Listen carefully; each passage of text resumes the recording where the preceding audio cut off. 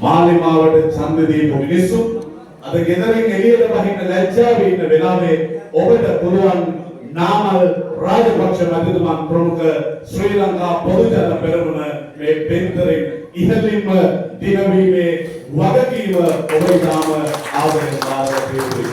මට මතකයි 2018 ඡන්ද සරණ ඡන්ද ඉවරලත් ඉස්සරහට තිබුණේ ඡන්ද ඉවරලා තාපොට්ටේ නෙළුමාවතේ අබගහ යට තව යුද්ධයක් නිර්දේශනයි. එතුමන් ප්‍රමුඛ ඔබ ආදරණීය කණ්ඩායමේ සියලු දෙනාට සුබපතන අවසාන වශයෙන් තව එක දෙයක් කියන්නේ.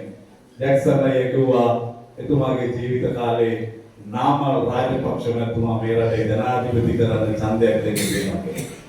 තව අවුරුදු දෙකමාරක් වගේ ඉන්න පරිස්සමෙන් තව අවුරුදු දෙකමාරක් ඉන්න පරිස්සමෙන් මිත්‍රෝනේ නාමල් රාජපක්ෂ වැනි නායකයෙක් මේ රටේ දේශපාලන පක්ෂයකට ආයි හම්බ වෙන්නේ නැහැ. මෙතුමාට ජනාධිපති වෙන්න නම් තව අවුරුදු දෙකකින් විතර එළියට දැස්සාම ඇති.